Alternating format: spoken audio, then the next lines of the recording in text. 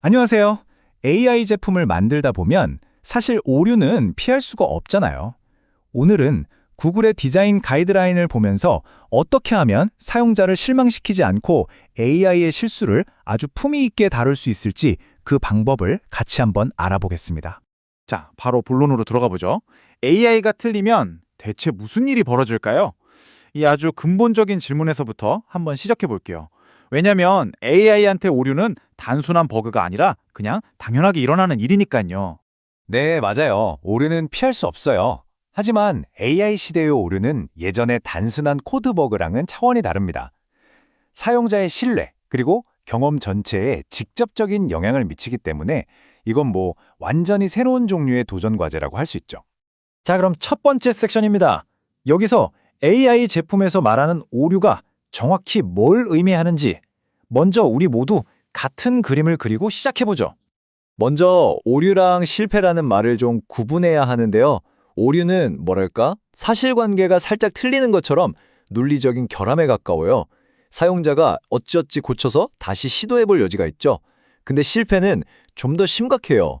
시스템 한계 때문에 아예 답을 못 찾거나 길이 막혀버리는 그런 상황을 말하는 겁니다. 회복이 훨씬 어렵고요. 이 문장이 정말 핵심인데요.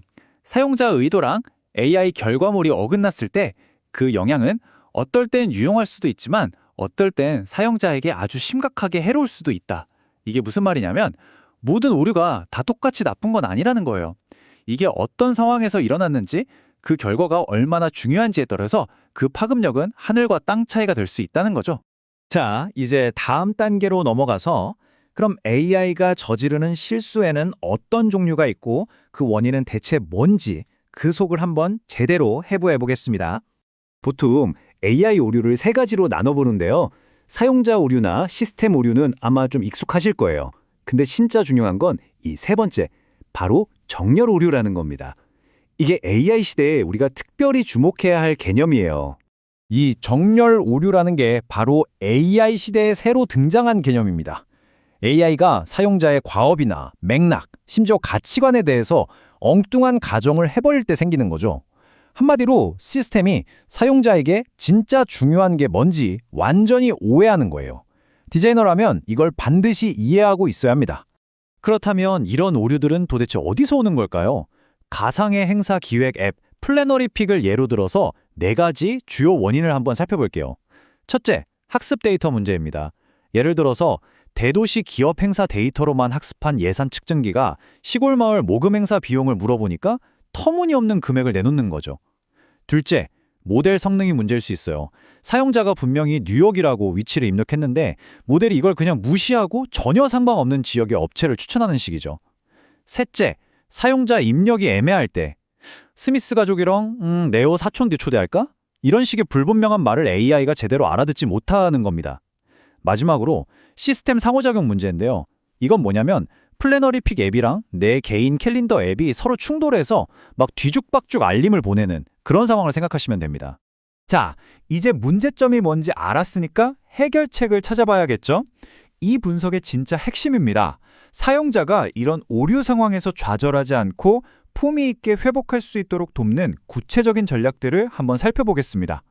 구글 가이드라인에서는 딱 네 가지 핵심 원칙을 기억하라고 말합니다.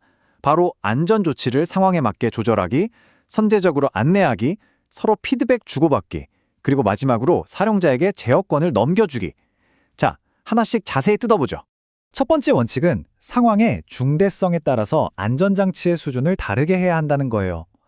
그냥 창의적인 아이디어를 막 던져보는 것처럼 위험 부담이 낮은 상황이랑 건강이나 금융처럼 아주 민감한 정보를 다루는 높은 위험 상황은 안전장치 수준이 당연히 달라야겠죠.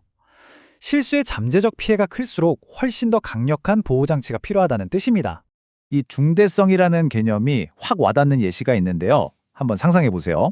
심각한 갑각류 알레르기가 있는 손님이 AI에게 메뉴에 대해 묻고 있어요. 근데 갑각류가 있는데도 없다고 말해버리는 거짓 음성의 결과는? 이건 그냥 재앙이죠. 이처럼 상황의 맥락이 오류의 심각성을 결정하는 겁니다. 두 번째 원칙은 선제적 안내입니다. 사실 오류를 처리하는 가장 좋은 방법은 애초에 오류가 안 생기게 막는 거 아니겠어요? 이 AI는 이럴 수 있습니다 같은 면책 조항으로 명확한 기대치를 미리 알려주고 시스템의 한계도 솔직하게 드러내는 거죠. 사용자가 AI의 결과를 무조건 믿지 않고 스스로 검증하는 습관을 갖도록 유도하는 것도 아주 중요하고요. 또 AI가 잘 처리할 수 있는 방향으로 질문이나 입력을 살짝 안내해 주는 것도 좋은 방법입니다. 세 번째는 양방향 피드백이에요. 말 그대로 사용자와 시스템이 서로 대화하는 채널을 만드는 겁니다. 사용자는 이거 틀렸어 라고 신고하고 시스템은 아마 이래서 그랬을 수 있어요 라고 설명해 주는 거죠. 이게 무너진 신뢰를 회복하고 또 모델을 개선하는데 아주 중요한 역할을 합니다. 그리고 마지막 네 번째 원칙은 정말 어쩔 수 없을 때 쓰는 최후의 수단입니다. 바로 사용자에게 제어권을 넘겨주는 거죠. AI가 도저히 해결할 수 없을 때 사용자가 직접 아주 안전하고 직관적으로 수동 제어를 할 수 있도록 길을 열어줘야 합니다. 좋습니다. 지금까지는 현재의 오류를 다뤘는데 그럼 미래는 어떨까요? 아직 나타나지도 않은 보이지 않는 위험은 우리가 어떻게 예측하고 대비할 수 있을까요? 위험이라는 게 가만히 있질 않거든요. 이 타임라인처럼 제품이 성장하고 사회가 변하면서 같이 진화해요. 처음 출시했을 땐 QA로 버그를 잡지만 제품이 널리 쓰이면서 새로운 문화권에 들어가면 생각지도 못한 문제가 생기죠. 예를 들어 대규모 결혼식이 흔한 동남아에서 플래너리 픽이 이메일 발송 제한에 걸려버리는 것처럼요. 또 시장이 변하면 사용자들이 갑자기 지속 가능성 같은 예전에는 없던 새로운 걸 요구하면서 또 다른 위험이 생겨나기도 합니다. 그리고 우리가 꼭 기억해야 할 게 또 있습니다. 이건 좀 씁쓸하지만 모든 사용자가 좋은 의도를 가지고 제품을 쓰지는 않는다는 사실이죠. 때로는 일부러 제품을 망가뜨리려고 작정하는 악의적인 사용까지도 대비해야 합니다. 이런 악의적인 사용에 대처하는 아주 기가 막힌 철학이 있어요. 그 목표는 바로 AI의 실패를 안전하고 지루하며 제품의 자연스러운 일부로 만드는 것입니다. 실패가 너무 흥미롭거나 시스템의 취약점을 드러내게 만들면 안 된다는 거죠. 그게 오히려 나쁜 의도를 가진 사용자들을 자극할 수 있으니까요. 자, 오늘 이야기의 핵심만 다시 한번 짚어볼까요? 여러분의 AI 제품에 바로 적용해 볼 수 있는 일종의 체크리스트라고 생각하시면 돼요. 오류 메시지는 명확하고 그래서 뭘 해야 할지 알 수 있게 만드세요. 사용자가 쉽게 피드백을 줄 수 있는 창구를 열어두고 안전한 차선책으로 수동 제어 옵션을 꼭 제공하세요. 그리고 AI 결과물을 스스로 검증하도록 계속 유도하고 항상 상황의 위험도에 맞춰서 안전장치를 조절해야 합니다. 이 모든 철학을 관통하는 가장 중요한 단 하나의 아이디어가 있습니다. 그건 바로 실패를 대비해서 설계하는 건 약점이 아니라는 겁니다. 오히려 그게 AI에 대한 사용자 신뢰를 쌓는 가장 근본적이고 단단한 토대라는 거죠. 마지막으로 이 질문을 여러분께 던지면서 마무리하겠습니다.